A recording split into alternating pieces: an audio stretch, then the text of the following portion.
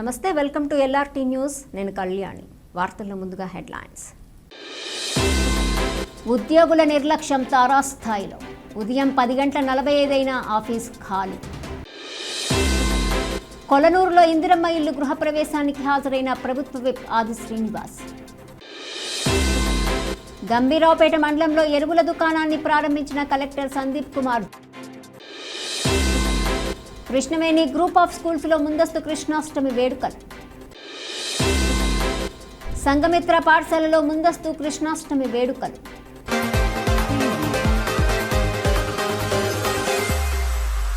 అర్హత కలిగిన లబ్ధిదారులకు పూర్తి స్థాయిలో ఆసరా పెన్షన్లు మంజూరు చేయాలని ఎంఆర్పీఎస్ సిరిసిల్ల ఇన్ఛార్జ్ పుట్టా రవి డిమాండ్ చేశారు. కాంగ్రెస్ ప్రభుత్వం అధికారంలోకి వచ్చి 20 నెలలు దాటుతున్నా పూర్తి స్థాయిలో ఆసరా పెన్షన్లు మంజూరు చేయటం లేదని, ఆసరా పెన్షన్ల పంపిణీలో పూర్తిగా విఫలమయ్యారని ఎంఆర్పీఎస్ రాజన్న సిరిసిల్ల జిల్లా ఇన్ఛార్జి పుట్టా రవి ముస్తాబాద్ మండల కేంద్రంలో పేర్కొన్నారు.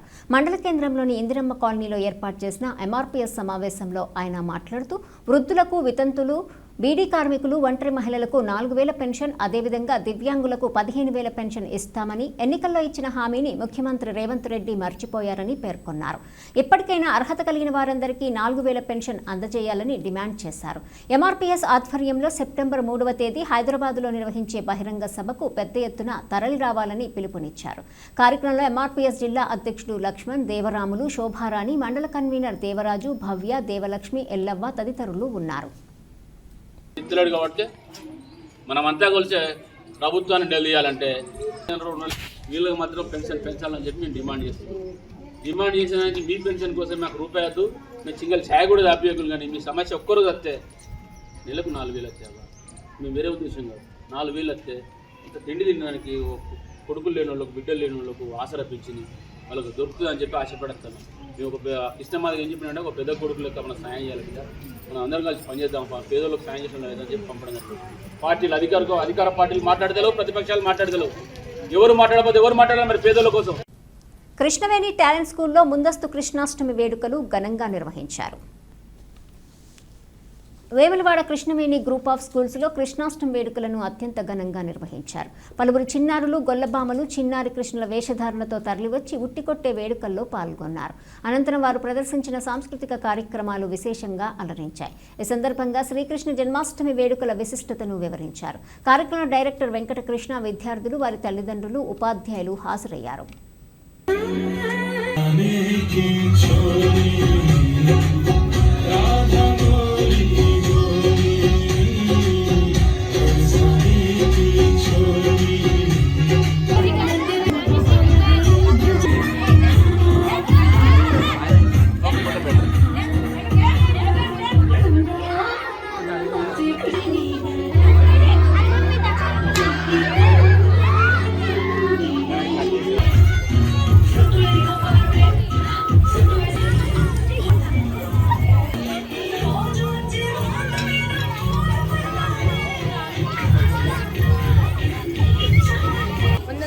నమస్కారం. నా పేరు అభిజ్ఞ. నేను 8వ తరగతి చదువుతున్నాను. ఈరోజు మా పాఠశాలలో ముందస్తు కృష్ణాష్టమి సంబరాలు జరుపుకుంటున్నాము. శ్రీకృష్ణుడు దేవకి వసుదేవుల 8వ కొడుకుగా జన్మించాడు. శ్రావణ మాసం కృష్ణపక్షం అష్టమి రోజున కంసుడి చెరసాలలో జన్మించాడు. ఈరోజు అందరూ ఉదయాన్నే లేచి స్నానాలు చేస్తారు. భక్తులు ఉదయాన్నే లేచి ఉపవాసాలు ఉండి సాయంత్రం కృష్ణుడిని పూజిస్తారు. ఈరోజు కృష్ణుడికి ఇష్టమైన శ్రావణ మాసంలో లభించే పళ్ళు, అటుకులు, వెన్నతో కలిపిన బెల్లం, మీగడ నైవేద్యంగా పెడతారు.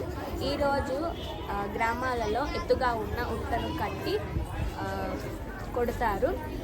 ఈరోజు అందరూ ఉయ్యాలలు కట్టి ఉయ్యాలలో కృష్ణుడి విగ్రహాన్ని పడుకోబెట్టి ఊపుతారు.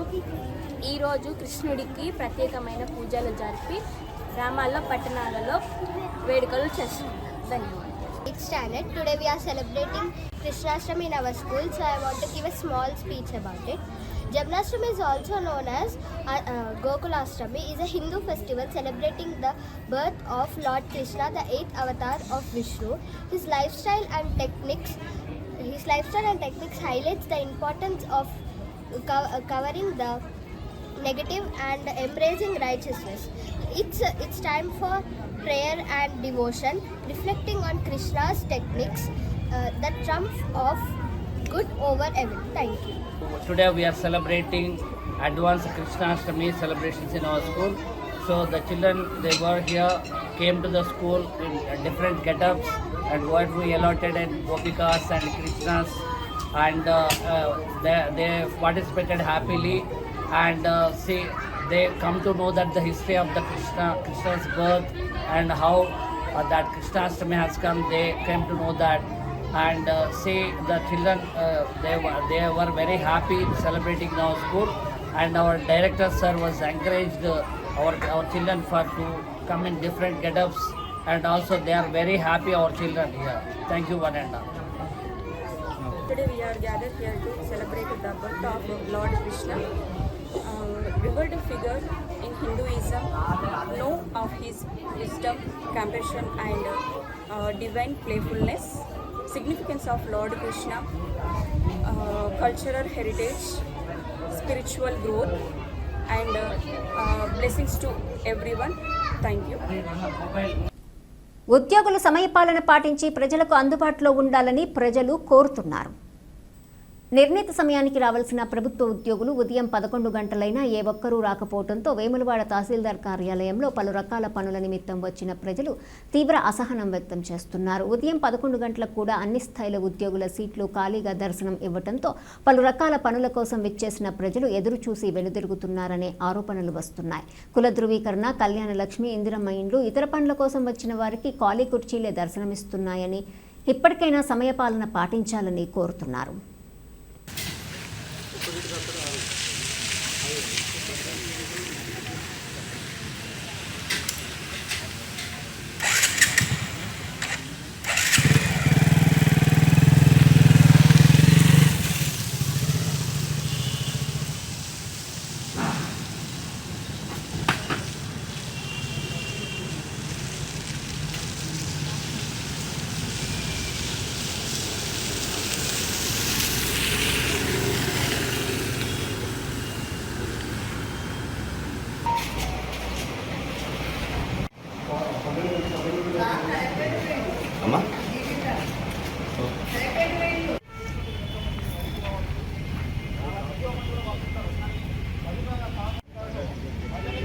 కొనాపల్లె మేము వచ్చి గంట సేపు అవుతుంది, ఎవరు రాదు. చూసి మా లేడీస్ కూడా వచ్చారు. ఇది మా పరిస్థితి. సేల కోదా అంటే ఇప్పుడు ఇక్కడ వర్షం భావంతనారు ఇక్కడనే లోకలే. మేము 10కి వచ్చినాం, 10కి వచ్చి ఇప్పటికైనా గంటన్నరనే వచ్చాం. చాలా మట్టులో ఉన్నది. కళ్యాణ లక్ష్మి కాలేజీ ఒత్తిడి కాబట్టి ఇప్పుడు 10 రోజులకు వచ్చాం. ఆర్ఐ కాదు, దొరుకులేదు 6 దొరుకులేదు. కొన్ని ఎత్తే లావట్టి అట్టనే ఉన్నాయి. సరే, ఈరోజు వేములవాడ పట్టణంలోని అర్బన్ తహసీల్దార్ కార్యాలయానికి రోజు ఎంతోమంది వారి అవసరాలకు, వారి పనుల కోసము ఆఫీస్కు వస్తుంటారు. దానిలో భాగంగా ఈరోజు చూస్తే 10:40 నిమిషాలైనా కూడా కార్యాలయం తాళం తీయకపోవడం చాలా బాధాకరం. ఎంతోమంది వాళ్ళ పనులు ఇచ్చిపెట్టుకొని ఇక్కడికి వచ్చి వాళ్ళ పనుల కోసం ఇక్కడ వేచి చూస్తుంటే ఇక్కడ ఎంతోమంది రైతులు కావచ్చు, అలాంటి ఎంతోమంది కూడా వస్తుంటారు. కానీ 10:30-11 అయినా కూడా ఇప్పటికి కూడా తాళం తీయలేని పరిస్థితి. మొదటగా ఎంఆర్ఓ లేరు, వారి స్టాఫ్ లేరు. ప్రజాప్రభుత్వం అని చెప్పుకునే రేవంత్ రెడ్డి సర్కారులో ప్రజలకి కనీసం వాళ్ళ సౌకర్యాలు, వాళ్ళ పనులు కాకపోతే ఇక మిగతా ఎంఆర్ఓ గారు కావచ్చు, కింద స్థాయి అధికారులు కావచ్చు, ఎవరు లేకపోతే ఈ ప్రభుత్వంలో పనులు ఎవరు చేస్తారు? ప్రజలకు సంబంధించిన పన్నుల ద్వారా జీతాలు తీసుకుంటున్నారు తప్ప వీళ్ళకి ఎక్కడ కూడా పనులు సకాలంలో చేయకపోవడం చాలా బాధాకరం. దీని మీద అధికారులను మరి ఏం చర్యలు తీసుకుంటారో చూడాల్సిందిగా కోరుకుంటున్నాను.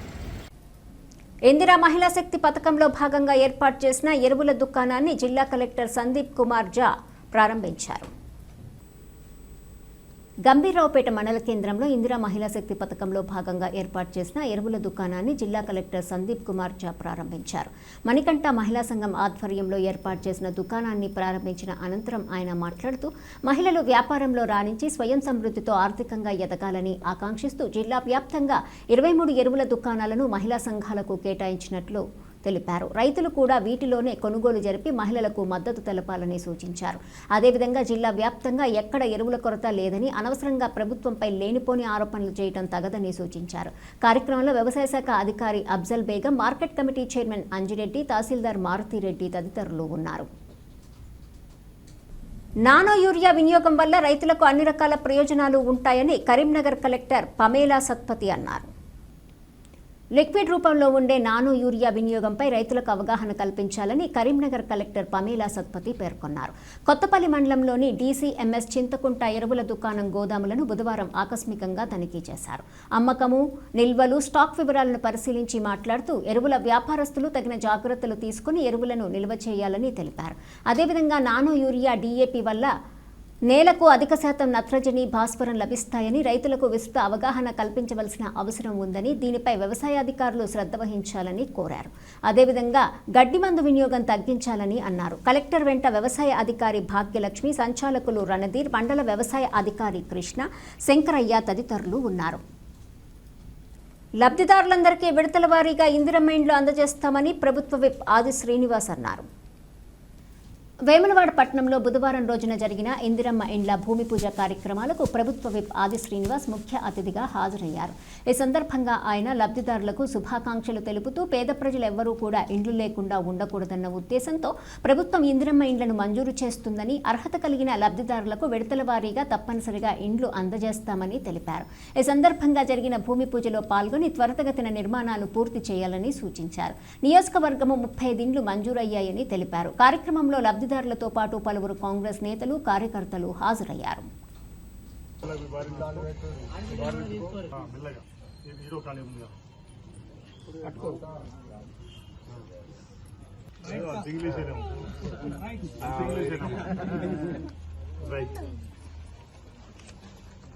ఓకే తల్లి, శుభాకాంక్షలు.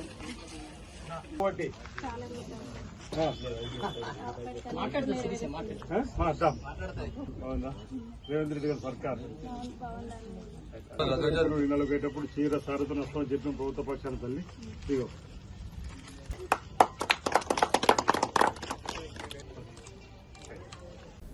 రాజన్న ఆలయంలో భక్తులకు సౌకర్యాలకు పెద్దపీట వేస్తున్నామని ఈవో రాధాబాయి పేర్కొన్నారు. బుధవారం రోజున ఆలయ ఈవో రాధాబాయి రాజన్న అనుబంధ దేవాలయాలను సందర్శించారు.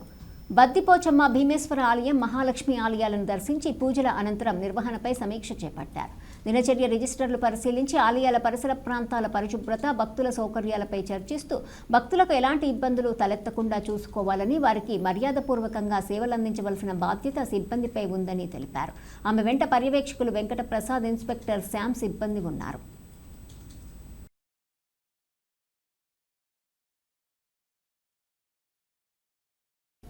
విద్యార్థులు మత్తు పదార్థాలకు దూరంగా ఉండాలని కరీంనగర్ కలెక్టర్ పమేలా సత్పతి సూచించారు. కరీంనగర్ జిల్లా కేంద్రంలోని SRR డిగ్రీ కళాశాలలో నషాముక్త భారత్ అభియాన్ కార్యక్రమంలో భాగంగా మాదక ద్రవ్యాల నియంత్రణపై కలెక్టర్ పమేలా సత్పతి ఆధ్వర్యంలో విద్యార్థులచే ప్రతిజ్ఞ చేయించారు. ఈ సందర్భంగా కలెక్టర్తో పాటు కమిషనర్ ప్రఫుల్ దేశాయ్, ప్రిన్సిపల్ మరియు ఎక్సైజ్ సూపరింటెండెంట్ శ్రీనివాస్ మాట్లాడుతూ విద్యార్థులు చెడు వ్యసనాలకు లోనే మత్తు పదార్థాలను తీసుకోవటం వల్ల విలువైన జీవితం కోల్పోతారని, అలాంటి వాటికి దూరంగా ఉండాలని సూచించారు. కార్యక్రమంలో కళాశాల సిబ్బంది, విద్యార్థులున్నారు. అంతా కూడా మన జిల్లాలో డ్రగ్స్ లేని జిల్లాలో మార్చడానికి మనం అందరం కూడా కృషి చేస్తున్నాము. డిపార్ట్మెంట్లో పోలీస్ డిపార్ట్మెంట్, డిపార్ట్మెంట్ సర్పంచ్ గారికి, SRR కళాశాల అందరి తరఫున, NCC, NSS స్టూడెంట్స్ అందరి తరఫున సాధారణంగా మీరు వచ్చి స్ఫూర్తిని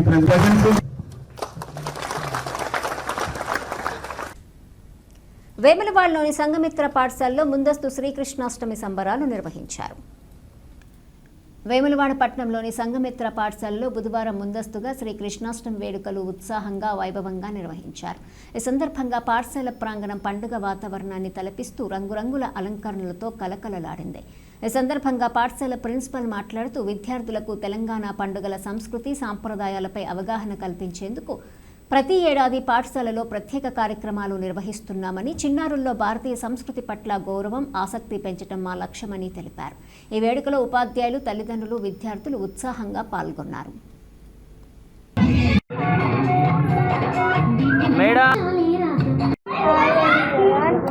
I am Tahar. I am studying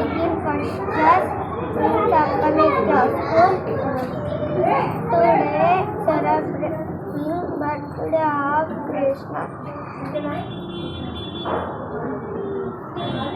son of Devaki Vasudeva, Vishnu 8000,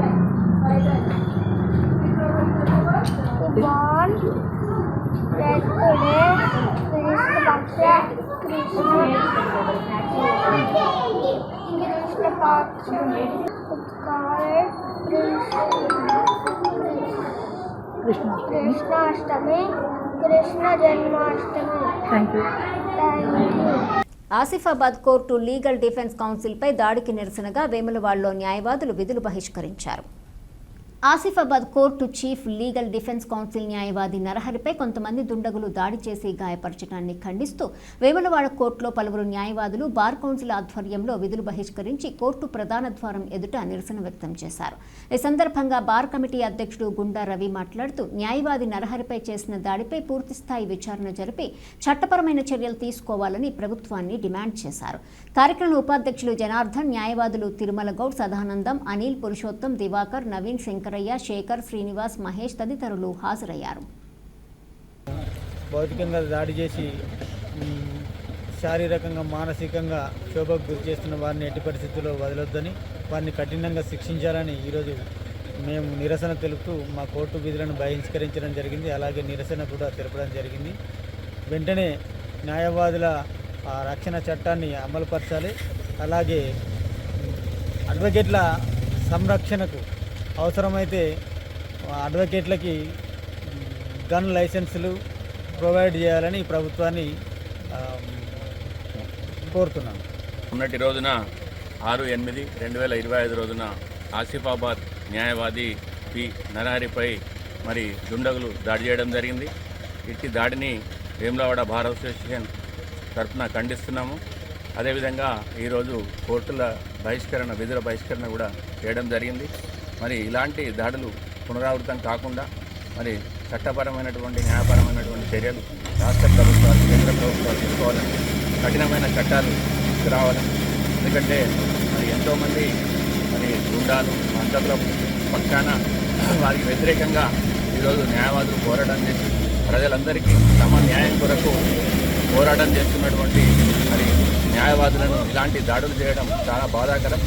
మరి ఇలాంటి దాడులు పునరావృతం కాకుండా మరి అడ్వకేట్ ప్రొటెక్షన్ యాక్ట్ వెంటనే ప్రభుత్వం తీసుకురావాలని, మరి మా అడ్వకేట్లకు రక్షణ కల్పించాలని కోరుతున్నాను.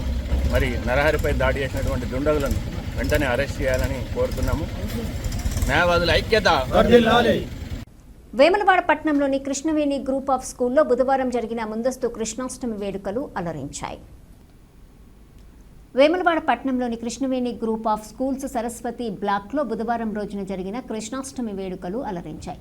కార్యక్రమానికి ముఖ్య అతిథిగా హాజరైన పాఠశాల డైరెక్టర్ సన్నిధి వెంకటకృష్ణ విద్యార్థులకు శ్రీకృష్ణుడి జన్మ వృత్తాంతము, జన్మాష్టమి వేడుకల విశిష్టతను తెలిపారు. ఈ సందర్భంగా పలువురు చిన్నారులు శ్రీకృష్ణుడు గోపికల వేషధారణలో తరలివచ్చి ప్రదర్శించిన సాంస్కృతిక కార్యక్రమాలు అలరించాయి.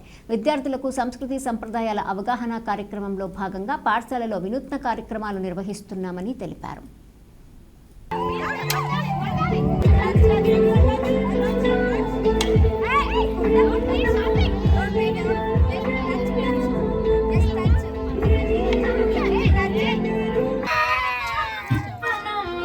కృష్ణుడు వచ్చాడే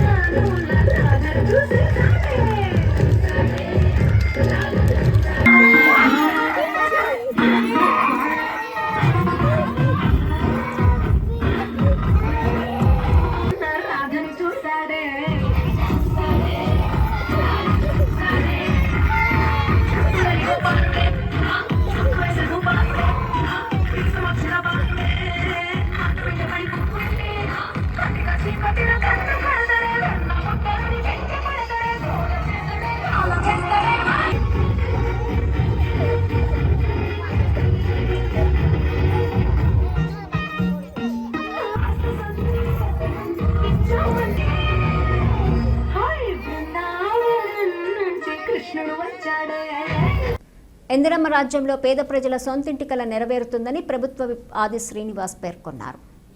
కోనరావుపేట మండలము కొలనూరు గొల్లపల్లి గ్రామంలో ఇందిరమ్మ ఇంటి లబ్ధిదారుల గృహప్రవేశ కార్యక్రమానికి ప్రభుత్వ విప్ ఆది శ్రీనివాస్ హాజరై వారికి శుభాకాంక్షలు తెలిపారు. ఈ సందర్భంగా ఆయన మాట్లాడుతూ ముఖ్యమంత్రి రేవంత్ రెడ్డి ఆధ్వర్యంలో ప్రతి అర్హత కలిగిన కుటుంబానికి ఇందిరమ్మ ఇల్లు అందజేస్తున్నామని, కోనరావుపేట మండలంలో కులనూరు గొల్లపల్లి గ్రామాన్ని పైలట్ ప్రాజెక్టు కింద ఎంపిక చేసి కొత్తగా నిర్మించిన ఇందిరమ్మ ఇల్లును లబ్ధిదారులైన లక్ష్మణరావు రమణ దంపతుల ఆధ్వర్యంలో గృహప్రవేశం చేసినట్లు తెలిపారు. గత ప్రభుత్వం ఎక్కడా కూడా డబుల్ బెడ్రూమ్ ఇండ్లు కట్టించిన దాఖలాలు లేవని, తాము ఇచ్చిన మాటకు కట్టుబడి ఇందిరమ్మ ఇల్లు అందిస్తున్నామని తెలిపారు. గ్యారంటీ పథకాలను అన్ని నెరవేరుస్తున్న ఘనత కాంగ్రెస్ పార్టీకే దక్కుతుందని తెలిపారు. 2-3 నెలల్లోపు ఇందిరమ్మ ఇండ్లు పొందిన ప్రతి ఒక్కరూ నిర్మాణాలను పూర్తి చేసుకోవాలని సూచించారు.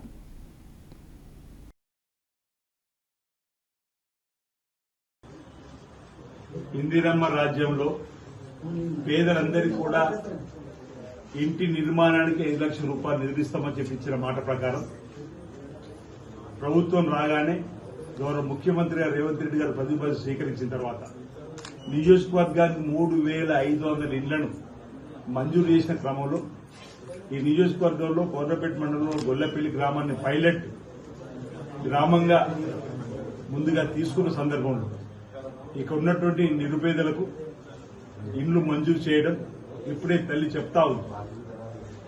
మా ఇంటి చుట్టూ పాములు, అసలు ఇల్లు కూలిపోయి ఉన్నది, నా కలలో కూడా సొంతింటి నిర్మాణం చేసుకుంటాను ఊహించలేను.